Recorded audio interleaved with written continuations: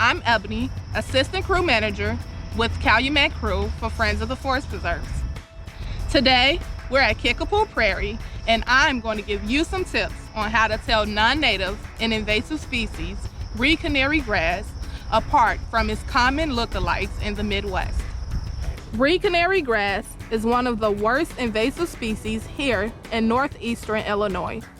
Without treatment, it can form dense colonies that outcompete almost all the other plant species around it.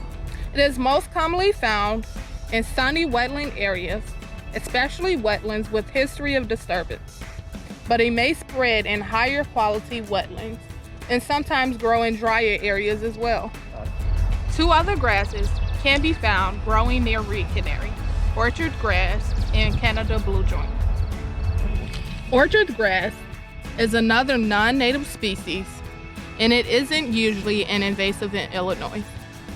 It is usually found in drier areas than reed canary. It can be found in wetlands as well.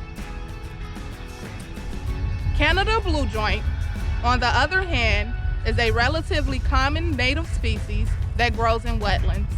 It can form large colonies, but it doesn't exclude other species of plants like reed canary can. In the past, it was eaten by bison and is still used as a nesting habitat for birds. Telling these three species apart isn't that difficult when you can see the seed heads.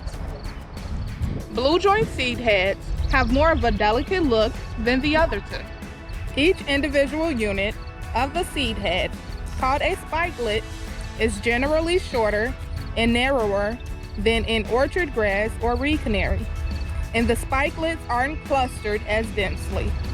Reed canary and orchard grass seed heads are similar in appearance, but easy to tell apart if you take a close look at the spikelets and the shape of the seed head.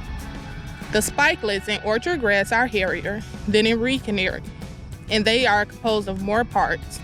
You may need a magnifying glass to see this, and it can be a little tricky to use this as a way to tell the two apart until you have a little experience.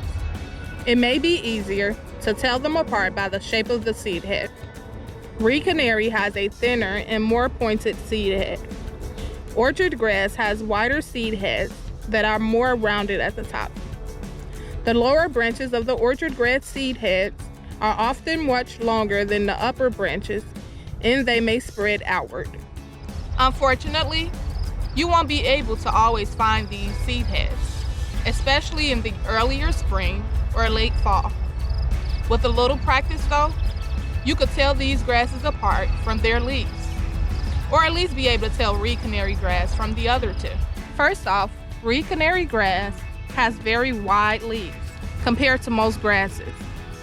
When checking the width of the leaves, look for the widest leaf you can find and measure at the widest point of the leaf. In reed canary, the widest leaves should be close to 3/4 inches or 20 millimeters wide, which is a little bigger than a penny. Orchard grass and blue joint will have leaves only up to about 3/8 of an inch wide or around 10 millimeters. Reed canary grass also has a ligule that differs from the other two. Ligules are found at the base of the leaf blade, where the top seed of the leaf blade meets the stem. All three grasses have ligules that can be up to about 1 centimeter long, roughly as wide as your pinky fingernail. But the ligule in reed canary is more transparent or see-through than the other two. But this could be subtle. Try comparing the leaf width, which is more reliable, or use another leaf structure.